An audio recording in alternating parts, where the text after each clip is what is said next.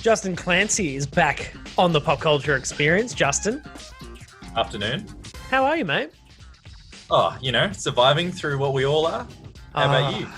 I'm the same. I've actually got an admission straight off the top. I was thinking about this, funnily enough, in the shower before this podcast. I was just thinking about what we're going to talk about, and I know what you're on for. We've got an idea today what we want to talk about, but I did think back to our last conversation, and I was like, oh, shit. I promised Justin I would watch all of the Lord of the Rings. Now, I forgot about that. What I will say, Justin, is, and we'll try not to get too bogged down. I've started. I've watched the first 2 Hobbits.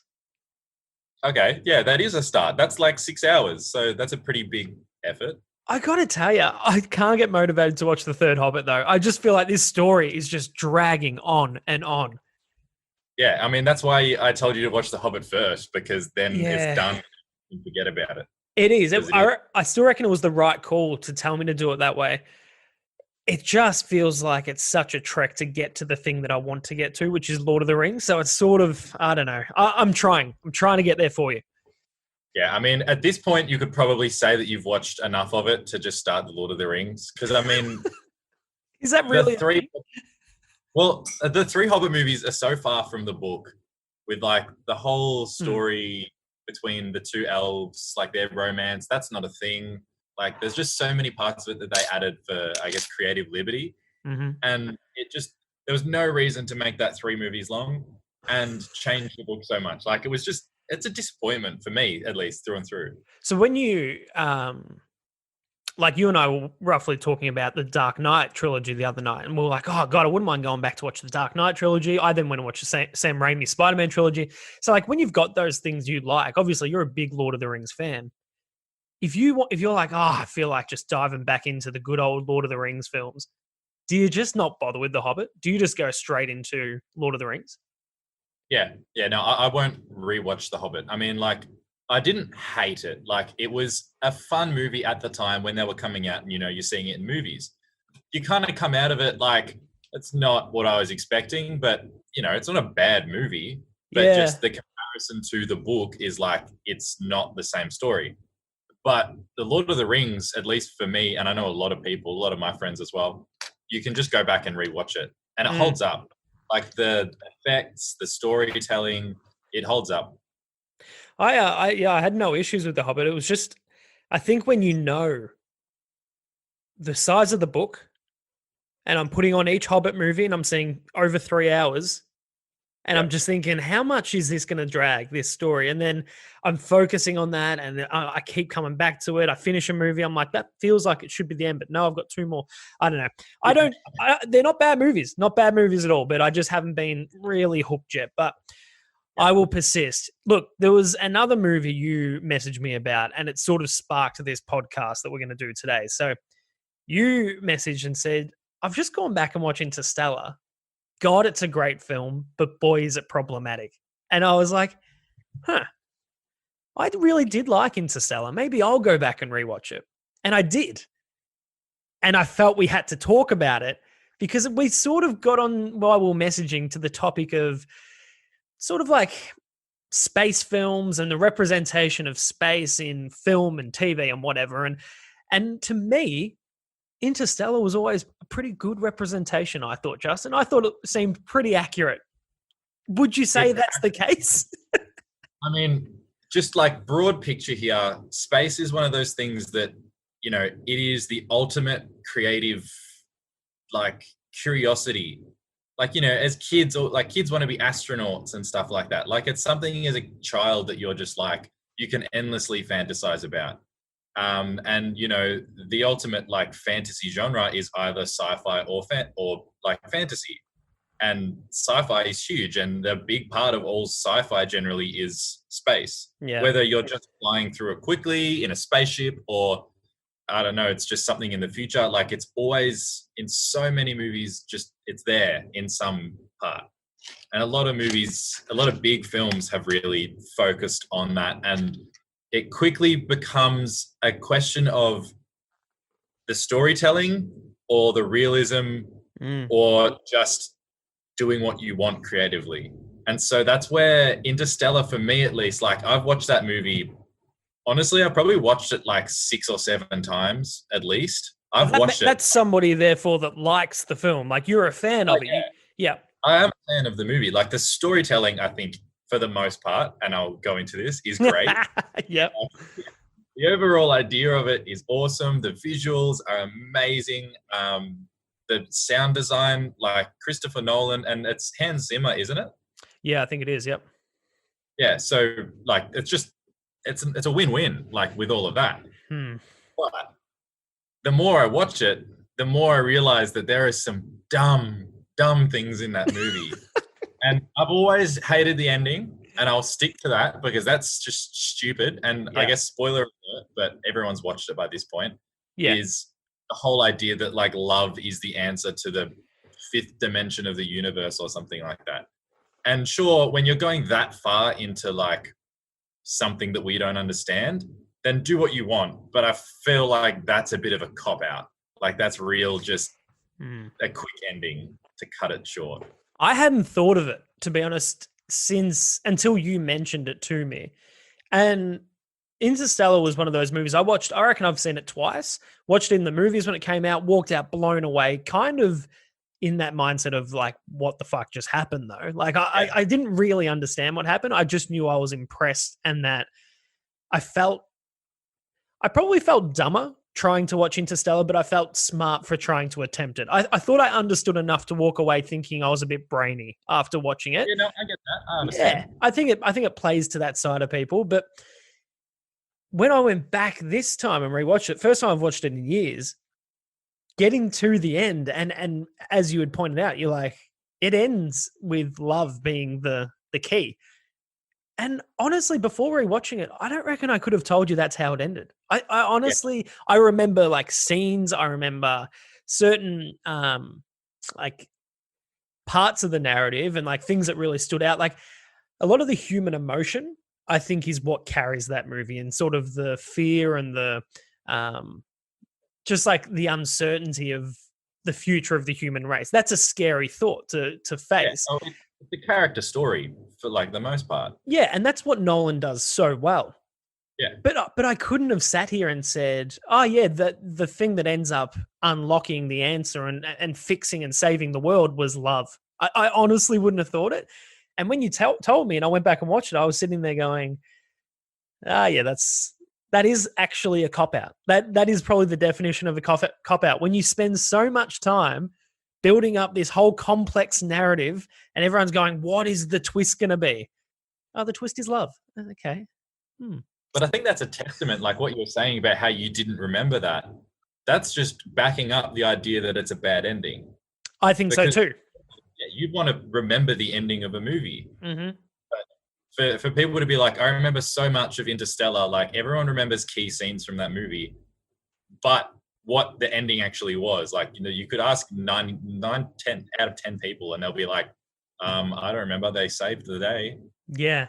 I remembered that he was in the, whatever he was in, where he was like in this fifth dimension, I think they were referring to it as, where he was the one that knocks the book off the bookcase in the room at the start, when all very trippy and sort of hard to sit here and explain for somebody that is, for lack of a better term, a simpleton in this sort of credit. That's a bit harsh. But in this sort of area where we're talking about space and sci-fi, I'm not that well versed in the genre. I don't think. I mean, I get the fifth dimension. I understand that. That's pretty basic to know. But I still don't think I really understand the ending of Interstellar in terms of how that all worked with the crossing of dimensions and the manipulation of time. And it felt like there was a lot of confusing elements they throw at you to make you go, oh shit, I'm sure it made sense. That seemed tricky. Yeah. That was impressive. I don't know what happened, but it was good. Kind of like Shutter Island. I think back on Shutter Island, I'm like, can't remember what happened. I'm not sure if he was psycho or if he got like unfairly what do you call it when they drill into your brain? What do they call that? Lobotomy? Yeah, that's it. Yep. Lobotomy. Yeah, I don't know. I think it was only when I went to go back and rewatch this, I realized I don't really remember or understand how this movie ends. But I think that might be a problem too. I mean, as you were saying with like that whole fifth dimension thing, as soon as in that movie when he like enters the black hole, that is the point at which, you know, even the people who are totally the highest of their field in this field don't know what's going to happen. Mm-hmm. I mean, the idea of entering a black hole would pretty much be that he's crushed and he'll be dead. So that's pretty solid. But I mean, if it was to be able to go through it like some sort of portal, then that's just at that point, it's totally sci-fi. And that's 100% creative liberty, which I think is fine. But the thing that I still don't like about that is that they used all of that imagination to just say love. Like that's still really what gets me. Like the visuals of that fifth dimension look incredible. Mm-hmm. But then the explanation of it all was just like, that just dropped the ball for me, at least. See, I think I get that. I get your take on having problems with the creative side of it. But what really fascinates me about your opinion on it, and for those that have heard you on the podcast, we know by now that you're a space guy, Justin. I mean, you're the guy that studies space. You walk around with a NASA t-shirt. Like you're very much in the category of space guy. All right. You're this podcast space enthusiast. I think that's fair to say. Well, I mean, I would say I've gone past a space nerd because I guess it's my career. So exactly, I think space guy is just the best way you can say it. You're the resident space guy for the podcast. So what I want to know, it's interesting what you say about the black hole. So the black hole is used in the film to give them creative liberty because nobody, am I right, really knows what happens in a black hole. Well, I mean, that's where this movie does great and poorly. So what they did really well with this film was they had a consultant, a guy called Kip Thorne, who is a like head of his field in general relativity and stuff like that. So, you know, for some of the classes I'm taking, one of the textbooks I've got was written by him. Like he's a, you know, really bright guy of our generation in terms of astrophysics and stuff like that. So he was brought onto the film by Christopher Nolan as a consultant to be like, throughout the film, what makes sense, what doesn't make sense, and where can we then break the rules?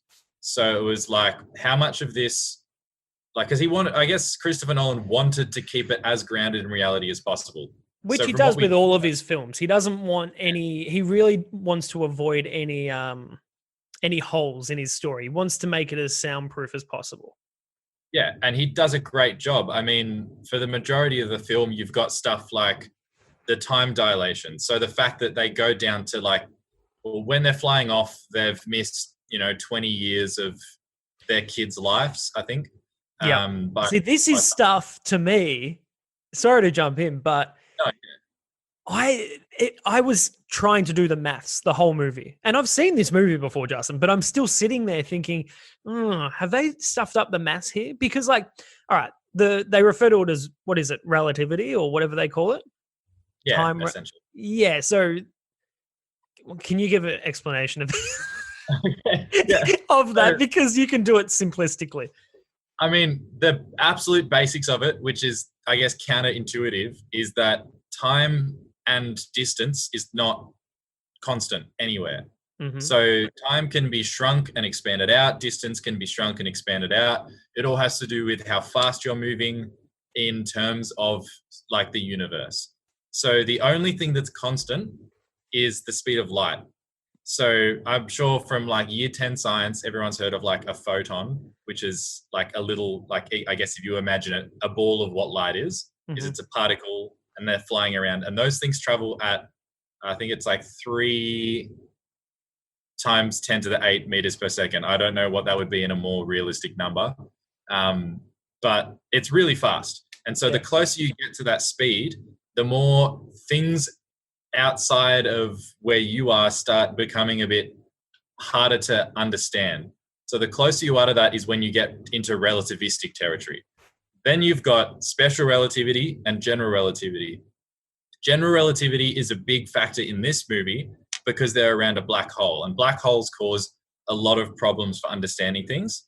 So, I mean, we have to think that space and time as the 4 dimensions that we know, and space-time is a curved kind of area. Mhm. So it can be bent and like shaped by things that have a lot of mass and gravity, like a black hole. So stuff around a black hole gets real funky. And the idea that there are, I think there was like 3 planets that were orbiting the black hole in the movie, that's totally fine. There is, as we orbit our sun at a distance that doesn't pull us into it, you can get to a distance around a black hole where you're not going to fall into it. So those planets that they go to are obviously moving fast enough around the black hole that they're not going to get sucked in. They're stable. And then the problem is obviously for them to have gotten there in the first place, they have traveled really fast, or what they did in the movie was they went through like a wormhole, which is, a theoretical. Do they exist or not? It's theory. That's nothing that's been proven before. But, Okay. I mean, there's nothing that really would say that there is no possibility that that could exist. Because the idea is pretty sound. And the same way that the guy describes it in the movie is if you like, hang on, I can probably do it. Here we go. If you got a piece of paper. Yep. And I've got pens with me. This is just for the visual viewers. Yeah, and if you're watching this on YouTube, if you're not, we do have this on YouTube for you to watch. So you could jump over and have a look. Yeah. So we've got the start and the finish, right? That's where we want to get to. Rather than going across the piece of paper, you bend the piece of paper in and then just jump straight through like that. Yep. And then the piece of paper folds back out and you're at the end. So you haven't had to go all the way across. You've pretty much just, I guess, teleported from one end to the other.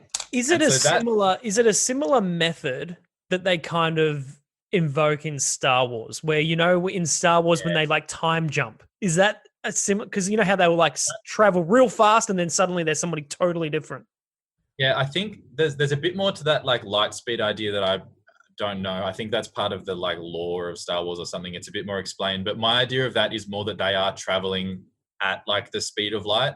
Yep. Which is, so they don't have to be traveling that fast because they could kind of just jump across. Mm-hmm. But I guess the Star Wars way is that they are going across the whole page. Yeah, they physically travel it. Yeah.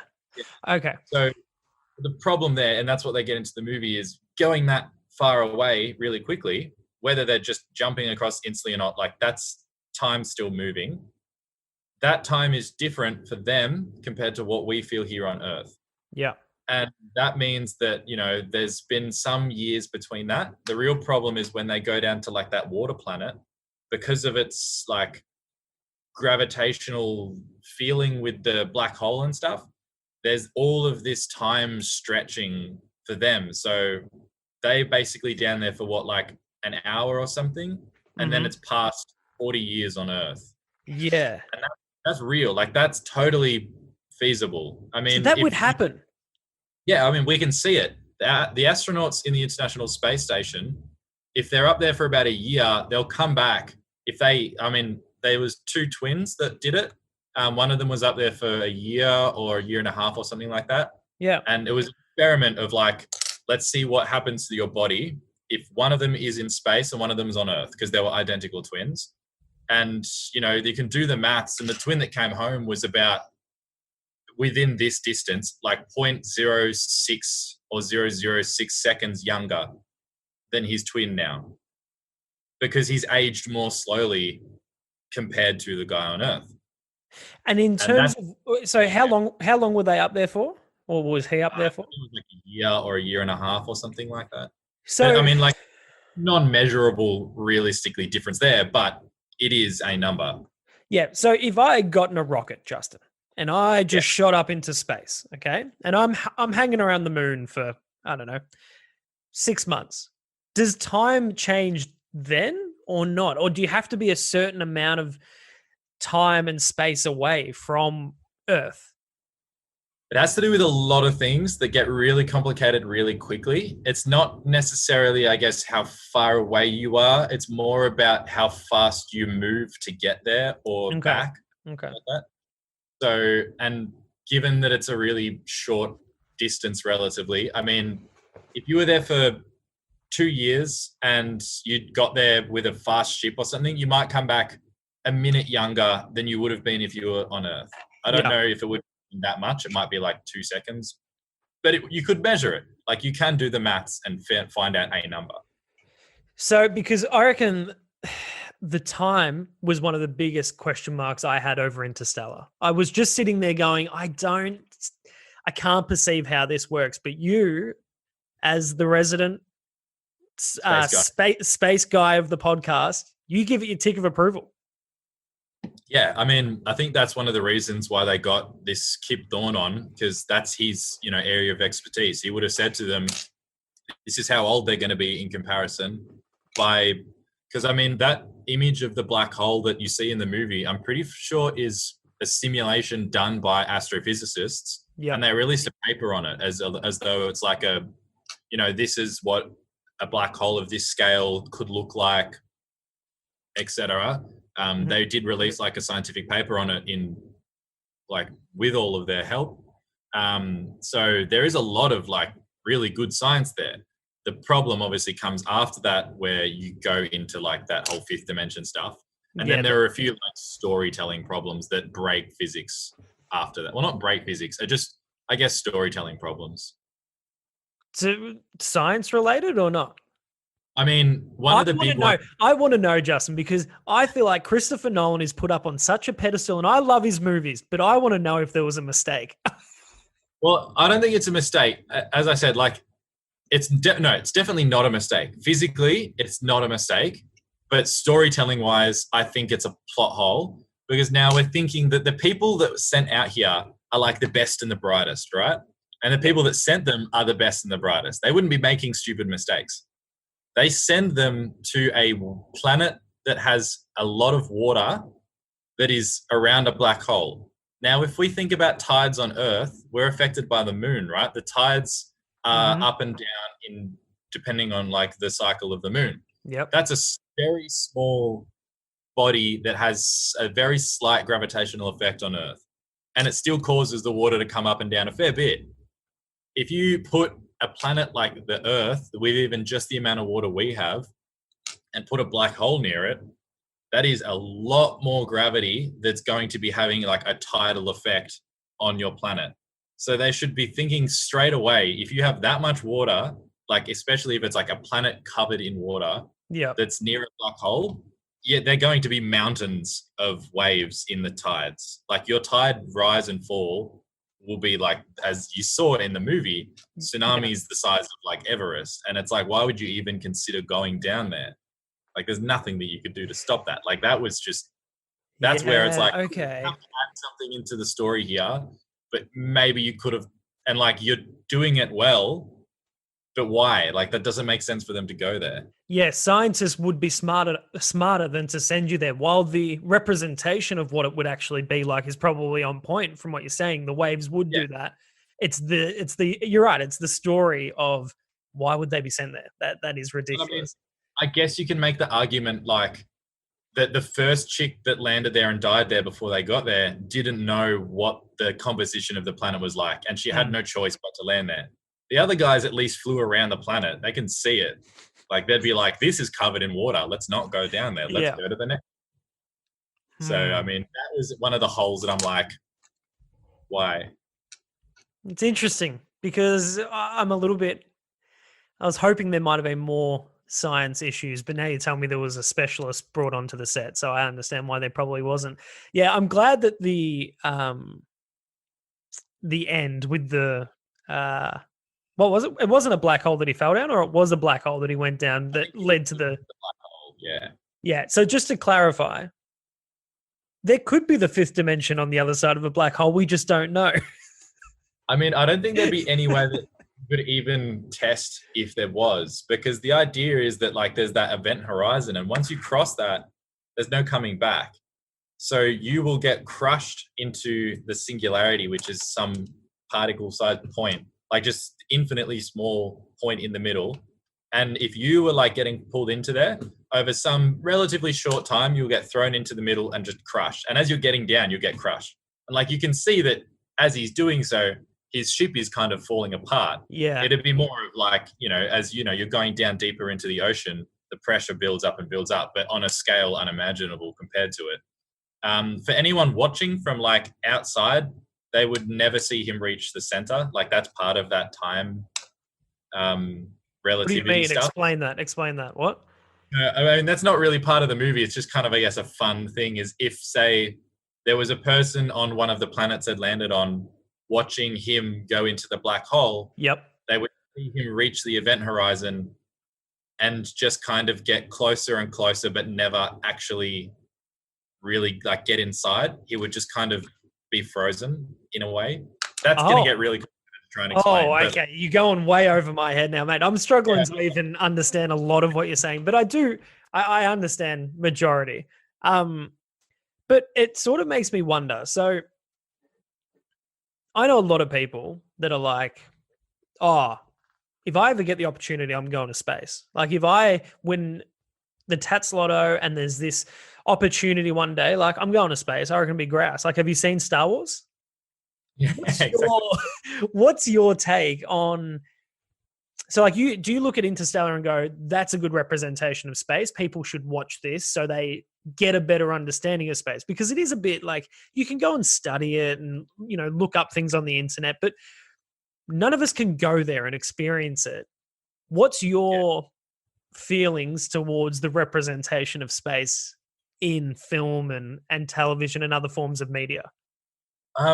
It's hard because that's kind of what I was touching on at the start. It's like all of these space movies are just generally beautiful and thought-provoking, or just like some sort of beauty and mesmerizingness is like commonly what's associated. How real or not they are is a question of the movie. I mean, a lot of them do good and a lot of them do bad. I think the problem would be I don't know. I mean, I guess it doesn't really matter as long as they do their best to keep some sort of curiosity aspect to it. Because I mean, that's the biggest part. As someone in the field, and as I've learned from the people like my professors and other people I've worked with in the industry side of it and stuff like that, all we want is more people to be interested in this kind of thing. Because I mean, at least I like to think in the long term, this is where we're headed. A lot of this stuff is important. We're going back to the moon in a few years and then hopefully to Mars. So a lot of this stuff is bound to be our future. So as long as movies help to get people to at least have curiosity into it, then I think it's doing a good job. A lot of them often relate to very scary things in space movies. So the risk factor is always super high, but like that's real. That's realistic. The risk factor is always super high. There's nothing you can do about that. Well, that is the flip side to it, because I'm of the other side of the spectrum to what I alluded to earlier, where I do, like you just said, I watch a space film other than Star Wars. Like, well, let's be realistic now. Let's talk Interstellar. Let's talk Martian with Matt Damon. Scared shitless of space, Justin. I dread the day where something's gone wrong with the Earth and we're told, did you ever see that Simpsons episode? This Simpsons episode traumatized me. Something happened, can't remember what, but they were all put on rockets, right? One rocket, they were told both rockets were going to like save them, take them to another planet. They shoot up into space. One rocket, they find out they're going to some planet. The other rocket finds out they're going to the sun, and they get blown. And it's essentially like good people are put on the good rocket, bad people are put on the bad rocket. Ever since then, I've dreaded the day where we're going to be told we have to leave Earth, and I'm going to have that G-force of going up in a rocket. Doesn't interest me. But I mean, like, it's just one of those changes that will inevitably happen. Like, how many people were afraid of flying and still afraid of flying? Justin, like, we're talking about going into space on a rocket. About before people were flying in airplanes. Imagine getting the idea of getting in can and flying across the ocean at like crazy speeds for the time. It's like, it's unimaginable. It would have been terrifying. And then now it's like you would not consider going anywhere by ship unless you're on a cruise. but like it's just day-to-day travel, and that's what it will become. Like That's things are true. so safe these days. I mean, I don't know if you watched the SpaceX, the first pilot launch, like the test one. Yeah, I That did with your yeah, mate. What's his name? Who operates that? Elon Musk's Yeah, business. your best mate. Yeah, of course, of course. The man's a bit of a nut, but I mean, he's inspirational. Inspirational. But Yep. like the safety into that is incredible, and the ship, like it's got like LED like iPads, giant touchscreen computers looking inside them. Like it looks like a sci-fi ship, but easy. It looks like you could, anyone could pick it up and fly it. Obviously, you can't, but I mean, that's just a quick step into how things are changing that will make it more comfortable for a lot of people. And it's also getting cheaper. I mean, the price is the big thing at the moment. What there was that talk a couple years ago about Virgin was doing some sort of like atmosphere based flight. Yeah, I One, think do you they. remember what it was? Two, what happened to it? Because I feel like that just fell by the wayside. It's Richard Branson. He's the Virgin guy, isn't he? Mm-hmm. Mm-hmm. Yeah. So he's built this like this giant factory out in the desert, maybe in Texas or something like that. And he's building this like huge passenger space plane thing. I think it's called Virgin Galactic. And the idea is to launch it into like, I don't know what, some part of the atmosphere that's just kind of at the borderline of, you're lower than the satellites and like the International Space Station, but high enough that you're like in space. I think it's still happening. I just guess it's, to be commercially viable, you have to go through a lot of safety checks. I was about to say the safety checks would have to be unheard of. That Yeah. would that be something that interests you, just out of curiosity? I mean, I'd rather wait until I can take a normal rocket to like the moon or Mars or something like that. Do I you? mean, I've got a good question. You just sort of yeah, made me. It's come to mind. I want to get it out there while I think of it. So, you know, looking at Hollywood and all the movies they've produced on whether it be space or Apollo 13 with the Tom Hanks film. Not sure if you're familiar or not, but great movie. A lot of moon landing stuff because they did the moon landing. Do you believe yeah, they went to the moon when they say they went to the moon? of course. And there's proof. There's physical proof. What's the Like proof? they've got like the flag. they've left stuff on there. They've left plenty of stuff on the moon. I mean, they can't take the rover back. They can't take the landers back. The flag's there. The flag would be bleached white by now, but like there's stuff there. And there is like you can shine a laser or on like a telescope or something like that, and with a high powered laser kind of thing, and reflect back off a piece of equipment. Yeah. It's left there. I mean, like you can see it. If you have a good enough telescope, I guess as well, you'd probably be able to actually find it. You could just go out into your backyard and find it. You think? I mean, I definitely couldn't. I wouldn't. You'd have to be able to get the exact right spot. I mean, like it'd be an absolute effort to do so. But I think, I don't know. I mean, the fact that there've been multiple manned missions to the moon, and they're heroes of their age. It's like that time that was it Buzz Aldrin punched some guy in the face for saying that he didn't believe he went to the moon. Yeah. If I was him, I probably would have done the same thing. Imagine risking your life for like the scientific advancement of the entire world and coming back and someone saying it was a lie. Like, how would you feel? Oh, you would, especially if it's true. And again, there's only so many people that can know for absolute sure it was true, and they're the ones that were there, or maybe man in the NASA deck. But anyway, because we can't all just stick our head out our window and check to make sure it's happening. It's not, I mean, back then it was on the TV, but this is the thing that I sometimes struggle to wrap my head around with it. And this is the only, I reckon somebody's been since, but that first ever one, I just sometimes go, God, I can understand why people ask the question. And it's purely because I look at space and I look at getting a rocket off the ground into space without it exploding, like it has numerous times, or so many things can go wrong. And you look at it and you look at SpaceX and you're like, okay, they've seemed to really master this whole thing now. SpaceX to me felt like Interstellar, like it really was modern technology at its best. When was the moon landing? The 60s. Yeah, 65? I don't know, 60 something. 60 something. I mean, you look at the technology. Let's be honest. They didn't even have LED TVs back then, but yet they're putting somebody on the moon. How am I meant to believe it? Well, I mean, it's a couple of questions. Or the first one's not really a question. I mean, the fact is that before they'd even sent someone to the moon, there'd been about 30 people that had been up into space. Like there'd been people going up into space for like 10 years before we got to the moon. Yeah. That's the hard part. Once you're in space, going somewhere from then, that relatively is easy. I guess the question is, I mean, do you want to believe or live in a world where you don't believe in the moon landing? Like, I feel like that's kind of sad.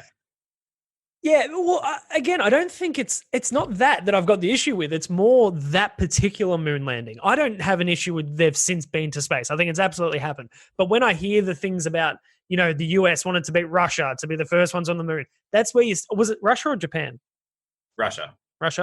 That's where I start being like, I could see a world where you prop up a studio down in Hollywood, really tucked away, or wherever they reckon it was. I could just, again, I try not to be too much of a conspiracy theorist, but those ones tend to make sense just because I look back at the time.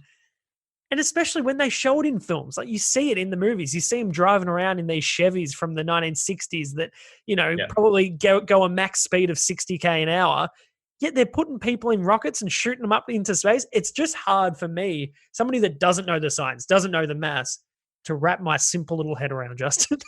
Yeah, I mean, I guess if I can just say like one sentence to just, you don't have to believe it, but I mean, I guess it's just, you don't need that much. I mean, once you're out of the atmosphere, the hard part's over. The hard part is leaving Earth. So once you're out, that's the hard part done.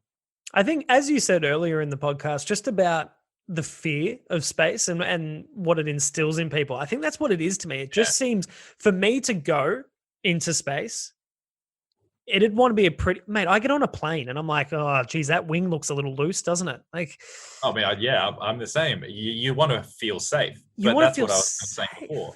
But I guess, it's all relative in that back then, they probably looked at a rocket and thought, oh, look at this thing. This is incredible. Yeah. We might look at it now and go, is that going to hold? Is that?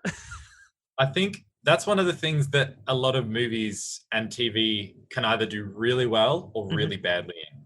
Like if you look at in like the behavior of how these astronauts are, because if you hear anything from a real astronaut who's spent time up in the ISS or has done spacewalks and stuff like that, they'll tell you that you have to be calm and controlled. The people that you're with are like your family up there because you have to have complete faith in everyone. You have to know everyone. You have to know exactly what's going on at all times. And then, you've got something like Matt Damon on The Martian, and he's in the least like appealing scenario that you could possibly be in. And he is, for the most part, super controlled, super with it. He's like, he gets angry a couple of times, but when things are really going bad, like he is just focused. Like he has this pure focus into, there's no point freaking out because I have to either fix it and do it right or I'll die. So you're focused. Yeah. And then you compare that to like Gravity, where Sandra Bullock's flying around screaming and going crazy. And you're like, that woman would have never been allowed to go into space. And there's some interesting stuff from like, there was a reaction to that from some astronauts who were like, the whole scene when they're first getting hit by like stuff when they're on the station and they're doing like a spacewalk, it's George Clooney and Sandra Bullock, and things start going crazy. Or like she's referring to him as like Mr. or Professor or something like that. First of all, you wouldn't be like that. Like you would be, referring to them as though they're your mate on the station. Yeah. Because there's no formality like that up there once you're there. You want to already have the trust in them. You're not going to be referring to them as like Professor Paul. And then when things go south, she's just totally lost the plot. And coming from like reactions from a lot of astronauts who've done that time up there, they're like, you can't, like, there's no room to be like that. Her whole thing is like, even when she's out there before anything has gone wrong, she seems like she doesn't know anything. And it's like, you just wouldn't be in that situation. Like the whole thing is just a massive over dramatic mess. Similar to I what you said really about don't like that movie, by the way. similar to what you said about Interstellar, though, where you were saying just those little details is where they almost let themselves down a little bit. It's, Yeah, I guess it's probably the more, I guess the human side does apply to the Interstellar issue being, scientists would sit there and say, no, we're not going to go there because we understand the realities of if we did go there.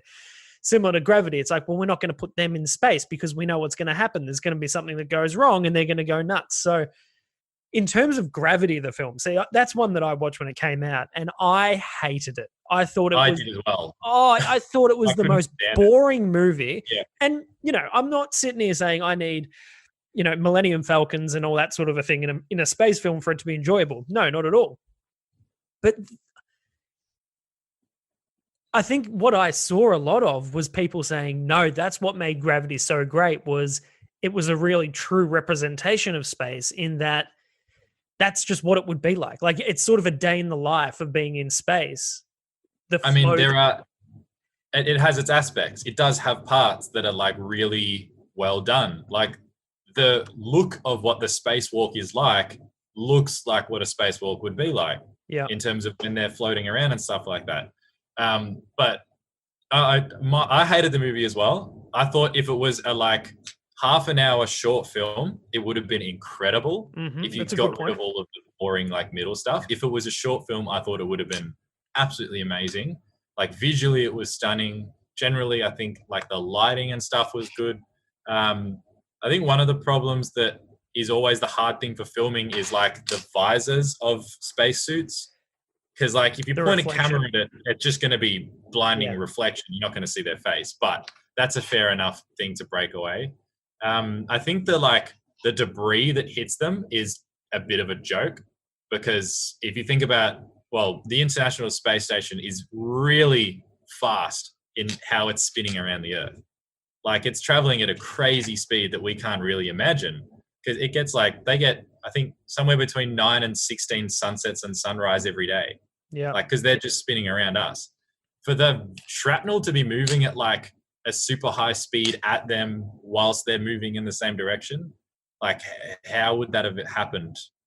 How can you make something hit something else and then suddenly it's like 10 times faster flying at them? Yeah, okay. And, that's one of the things. But that's one of those things, though, where I watch it and I don't pick up on that. So it's almost like they calculate, they do a little calculation when they're making the film. They go, look, the reality is our audience isn't going to know. Oh, absolutely. Yeah, it's fair enough.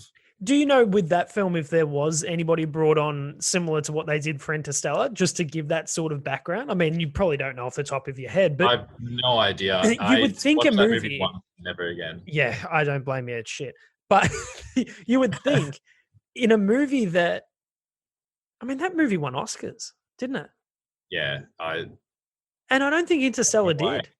Yeah, no, I think Interstellar did. Really? Maybe some visual effects stuff. I don't think it did.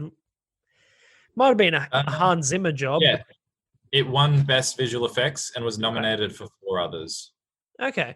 Well, I just feel like with Gravity, it was really pumped up to be this, this changes the game, this film. Yeah, it won like, what's this, 7 Oscars? Yeah. I couldn't believe it. And every time it won one, and mind you, Justin, I'm pretty sure if memory serves correctly, that year was pretty jam-packed in terms of other competing nominated films. I was filthy that movie got so many awards. But now you've pointed out the Sandra Bullock. What do you call that when somebody's over the top, just stressing? And I can't think of the word. It's going to kill me. I know what you're talking about. But I reckon that was one of the things that shit me the most. By the end of that movie, I was so sick of her. Like if she had have been, blown up by some shrapnel, I would have been like, you know what? Put us all out of our misery. This is great. Yeah. Whereas now you've said this from a standpoint of the realities of sending somebody into space. I will never, ever be able to watch that movie now. Not that I would have, but if somebody ever tries to get me to watch it, I'm going to go, nah, it's not for me. And I mean, just like out of, I guess, not security, but like safety, this has nothing to do with also Sandra Bullock being like a woman in space. because a lot of the past, what I don't know what they call, like the heads of the International Space Station, like the mission controllers in the station and stuff like that, have been women. I mean, there are a lot of the, like the best, well, not best, but I mean, the head of the astronaut program was for the longest time like a woman in the US. Like, this has nothing to do with that. It was just her character writing Yeah. was awful. Yeah. I couldn't even tell you And who like, wrote that movie, to be honest. yeah. And that's where it's like, you look at something like The Martian, and I do know for that, they consulted with astronauts a lot. A lot of the cast and crew regularly met with astronauts to get an idea of how they would react in these situations.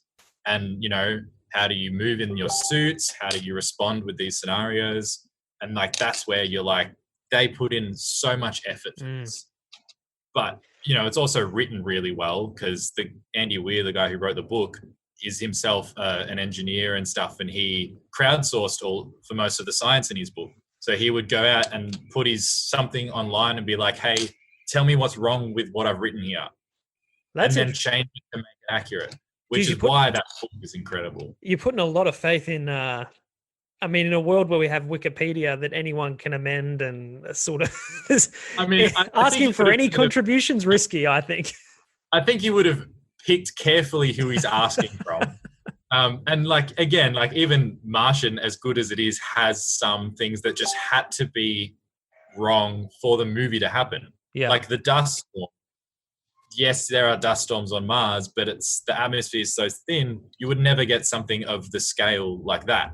You'd never get to the point where you have winds strong enough to blow over a rocket and you wouldn't be able to see. Like, that can't happen, but it had to happen for the entire story to exist. Yeah. Did you read Martian, the book?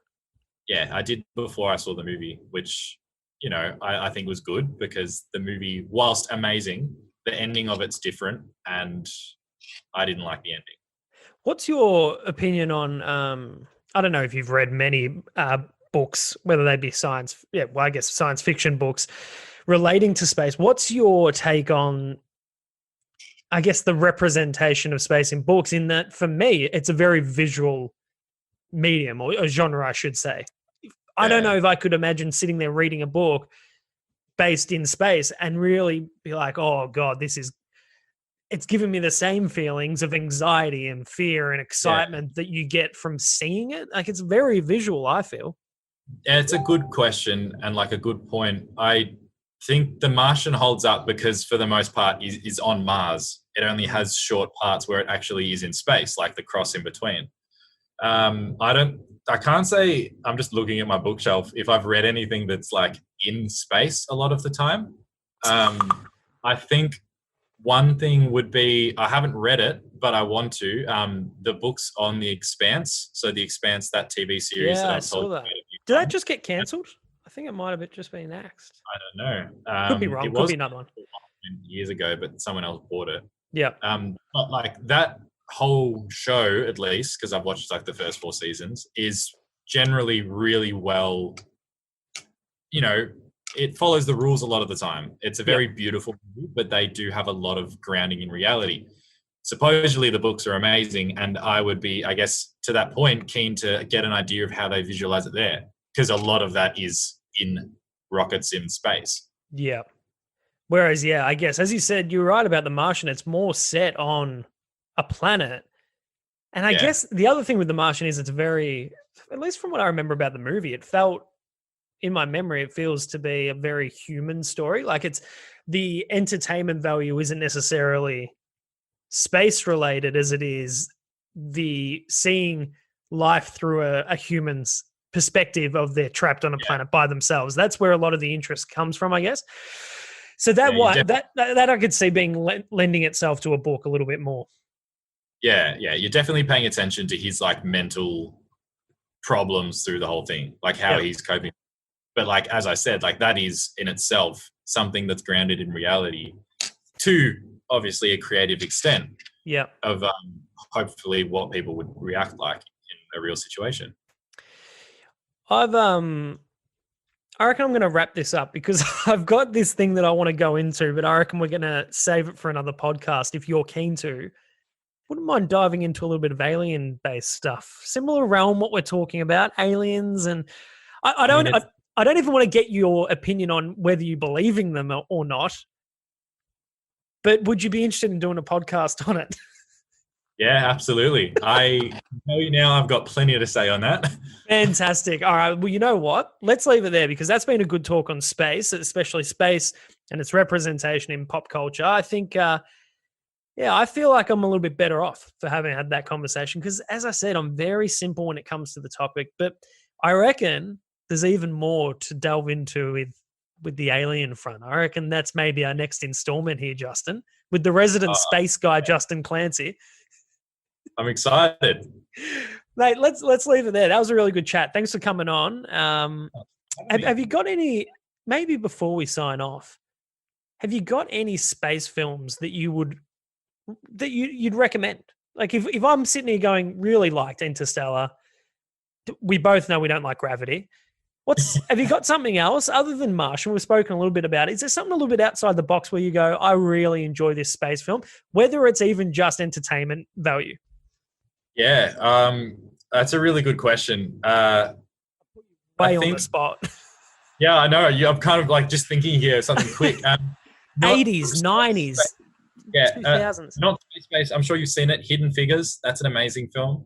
I've never seen it. I actually never saw it when it was out. Well, bang, there you go. That's a brilliant film. It's definitely more like on the surface, but It is a story of that whole thing. Is that about black women working within NASA? Is that what that was about? Yeah. And it's about them assisting, I think it was either with the moon landing or with just getting out into space.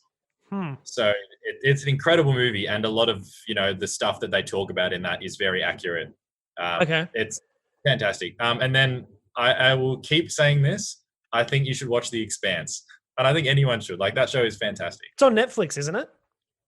I think it's not anymore. It's on Amazon Prime now. It was on Netflix a couple of years ago, but it's on Prime now. I think that's where I saw it, on Amazon. All right, I'll add that to my watch list. The other one I want to quickly ask you, just a quick opinion. You might not have seen it.